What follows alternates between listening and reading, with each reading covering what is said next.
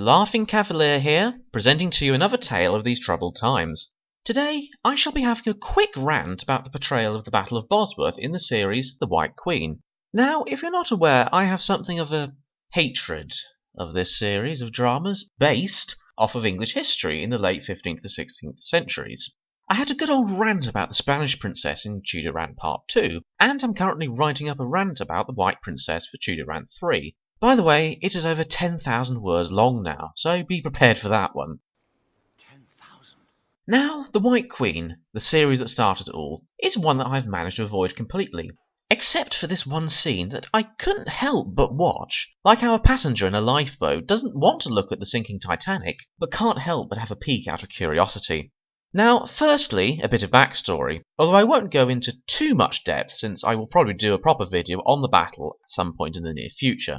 In August 1485, Henry Tudor, the last hope of the deposed Lancastrian faction in England, landed with 2,000 French mercenaries at Milford Haven in Wales, his ancestral homeland, where he raised his white and green banner with the red dragon and proclaimed himself as King Henry VII. As he marched, he picked up some other soldiers, ranging from local Welsh levies to disaffected Lancastrian and even some Yorkish gentry, with his total army numbering somewhere between 5,000 and 8,000 men. Meanwhile, King Richard III was raising his own army to deal with the rebels, and was able to call upon anywhere between 8,000 and 12,000 men. Once he heard that Henry had reached Lichfield, he did not wait around and marched straight to meet them. In all of this there was a third party, a powerful force of 4,000 to 6,000, commanded by Thomas Lord Stanley and his brother Sir William. Lord Stanley had married Henry's mother, but his son George was a hostage of Richard, leaving him in a precarious position. He met with Henry though, and whilst we don't know the details of the conversation, it is probable that he declared he would support him, although at this stage he was still very much claiming to be loyal to Richard. The three armies marched towards each other until on the 22nd of August they met at Bosworth Field. Now, with that out of the way, let us look at how this White Queen series depicts one of the most famous battles of the Wars of the Roses. And before I dive in, I'll read out this quote from Ben Stevenson, former controller of the BBC. "One of the most ambitious series the BBC has made. This 10-part series is an epic drama that makes real history as gripping as the best fiction." Well, Ben, I will hold you to your word on that. So, after some extreme close-up shots, we got our first major problem. You remember the date I gave for the battle, 22nd of August?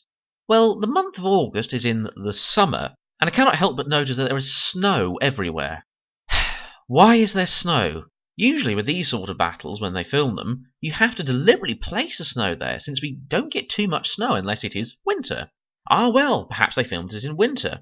Well, actually they may have done. They started filming in October in Belgium for 4 months. However, there are plenty of other scenes without snow from the looks of it, so could you not film it when there wasn't snow? Also, perhaps you should have thought about that before filming in the middle of winter.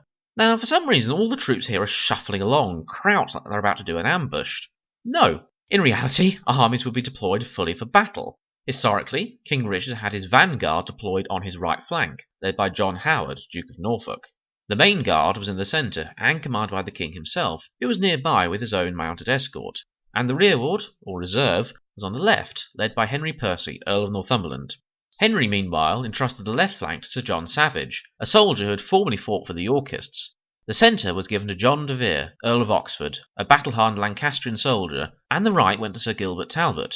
Henry himself was behind his army with his standard-bearer and a small mounted escort. Note that I said mounted escort with a standard-bearer, since I see Henry here is on the front line, without his famous banner or his mounted knights. He would not have been at the front, since he was no soldier, and left that job to people like his uncle Jasper Tudor and Oxford. Not to mention his life is the most valuable in the army. Having him on the front line and on foot is a recipe for disaster.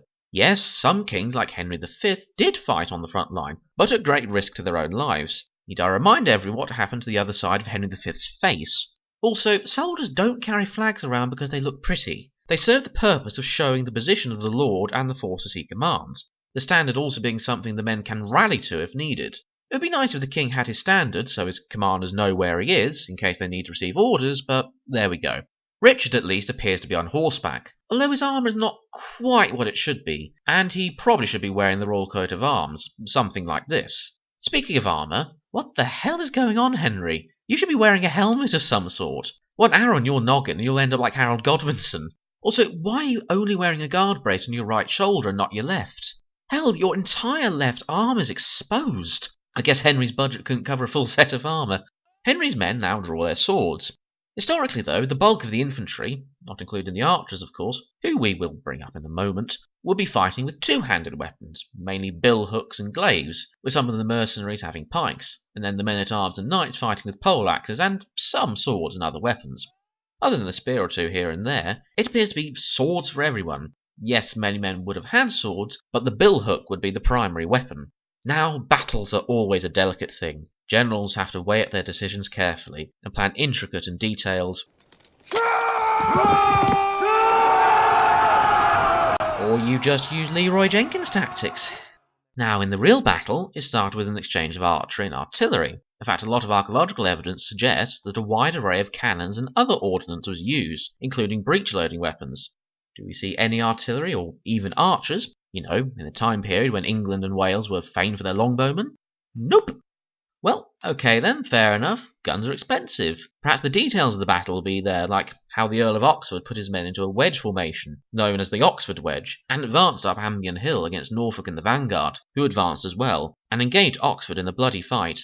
Or we have Richard charging down a road with a load of cavalry against a mob of Henry's men, and they all break formation, if they ever had one in the first place, and slug it out. By the way, remember the name of the battle? The Battle of Bosworth Field? Funny, because I don't recall the battle taking place in the middle of a wood. Now, I have moaned a bit about the armour the kings are wearing, but the foot soldiers are worse. Barely any of them seem to be wearing headgear, let alone helmets, whilst many are fighting with sword and shield like knights of the 13th century. Shields were not a common sight on the battlefield by this point, save for some pavises and bucklers. The closest to this sort of thing would be some Italian infantry, who went into battle with oval shields, but these troops were not at Bosworth. Also, foot soldiers in this era would wear either a badge or livery, that is this short-sleeved tabard thing, displaying the colours and symbol of their lord, to show who they fought for. Henry's men would be wearing white and green with the red dragon, Richard's blue and red with the white boar, Oxford's would be orange with a blue star, and so on. I don't think I see any livery, save for some men wearing the cross of St. George. Hell, this chap is wearing just chainmail. He must have left the rest of his armour at the dry cleaners. Now, after some more fighting, brought to you by Mr. Slow Motion Dramatic Man, we are coming to the climax. In history, Richard at this point is alleged to have demanded that the Stanleys move in on his side, otherwise he would kill Lord Stanley's son George. To which he replied, "Sire, I have other sons," leading Richard to order George's beheading, but his order was not carried out. At this stage of the battle, the Duke of Norfolk had fallen, the vanguard was falling back, Northumberland refused to move his reserves. Richard's own followers are alleged to have urged him to flee, but through the haze of battle, Richard saw Henry Tudor with his escort riding towards the Stanleys, and decided to go for one last roll of the dice, charging down the hill right at Tudor, hoping to kill him and turn the battle around. He killed Sir William Brandon, the King's standard-bearer, with his lance, and knocked down the King's bodyguard, Sir John Cheney, which was no small feat since Cheney was a battle-hardened warrior and stood at about 6 feet 8 inches tall. But then, Sir William Stanley led about half of the Stanley forces into the battle on Henry's side, cutting off Richard, who had nowhere to go. He was then surrounded and killed. His body was discovered in 2012, as is well known, and subsequently they were able to identify 10 wounds on his body, 8 of them to his skull, showing just how bloody those final moments would have been. Well, the White Queen has already messed this dramatic story up since Richard charged into battle, right at the start, with a man I assume is meant to be the Duke of Norfolk, kind of ruining the point of his last heroic charge when the battle starts to turn south. He is knocked off his horse, but then he gets back up and starts shouting "York to me" and something about England. Then there is some more slow-mo shoving, before one of the characters shouts to Henry, Get to safety! Pull back! Retreat! well, firstly, he shouldn't be in the thick of battle anyway, and secondly, shouldn't you be winning by this point, making the whole retreat thing a bit stupid? The Stanleys, meanwhile, just sit there. Historically, Richard's do-or-die charge was his last gamble, and it was this that prompted Sir William Stanley to intervene. Here, though, Richard has basically already done that, and is now dismounted and vulnerable, but still they wait because drama. Finally, though, he does intervene. Which one intervenes, I'm not sure, since, as I said, I haven't watched this, so other than the kings and a few others, I have no idea who is meant to be who. It would help if they're wearing their livery, but there we go. Also, Stanley's men apparently love wearing capes. Anyway, the Battle of Slow-Mo Forest continues until finally Richard is surrounded and killed.